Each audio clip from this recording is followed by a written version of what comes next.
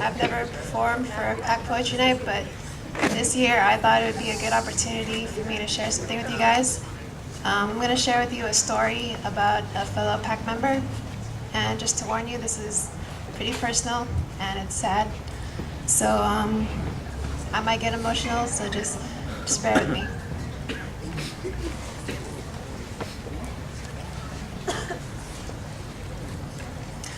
My life has always been chill.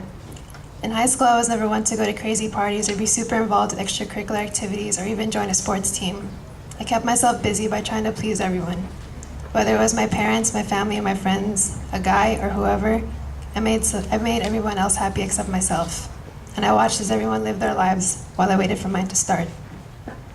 Then I got to college, and everything changed.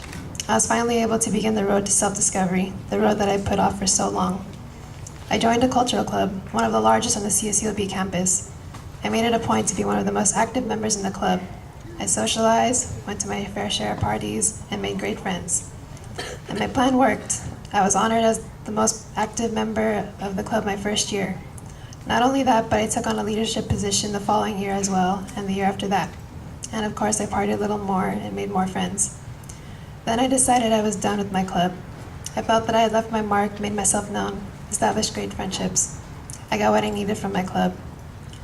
So I decided to venture off on my own to see what else is out there.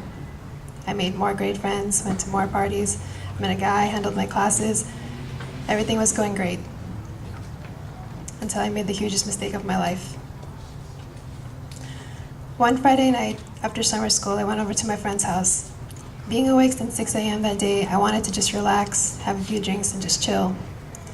2 a.m. hit, and I had to go home. Even though my house is half an hour away on the freeway, I figured I would be all right because I had driven the route many times and I felt fine. I drove, dozed off a couple times. Everything was still okay. Then I dozed off, and when I was conscious again, I saw a car stalled in the middle of the freeway. I didn't have enough time to react, so I hit them. The CHP came, questioned me, paramedics tended to me as well as the other car, brought us to the hospital, and then I was arrested. One of the passengers had passed away, and I was 20 at the time. It's been over a year, and I am still and will forever be dealing with the consequences of my decision that night. Now, many of you can understand how difficult my life has been since that night. The trust that I had built with my parents after so many years has been shattered. I have never seen my mom cry so much in the span of a year. Every time we have to go to court, I see and feel such disappointment in my dad's eyes. All the work that I put into school and into my future, wasted. I don't know what kind of career I'm allowed to have now. My record is forever ruined.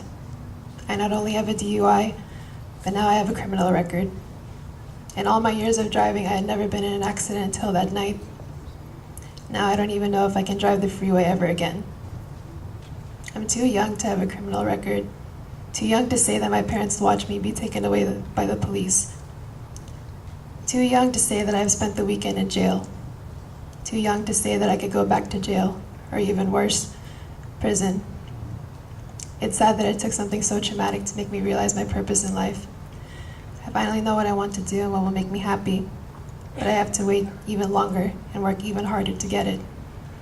All this because of one bad decision, because I was too much of a coward to be honest with my parents, too coward to tell them that their quiet and reserved daughter had been drinking and that I shouldn't drive. Big mistake. I know a lot of you guys drive under the influence, and I'm here to tell you that you're all idiots. Especially if you're under 21, you will get into a lot of trouble if you get caught. And even if you're 21 and over, you will still get in trouble if you get caught. Just because nothing bad has happened to you yet doesn't mean that nothing won't. I had to learn that the hard way. And please don't follow in my footsteps. I'm in a lot of trouble and my future is being decided by a guy in a black robe who doesn't even know me. I have no idea what's gonna happen to me, but I can tell you what's gonna happen to you guys. After tonight, you all are going to promise yourselves to be responsible when dealing with substance use and driving.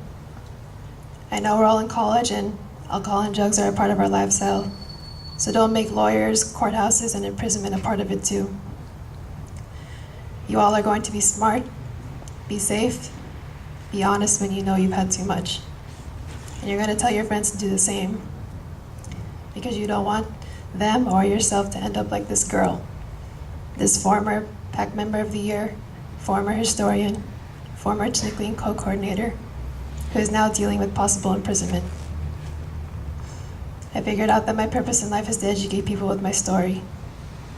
Let my story inspire you guys to think twice about driving under the influence. Because you don't want to be in my position. And it would break my heart if any of you ended up like me.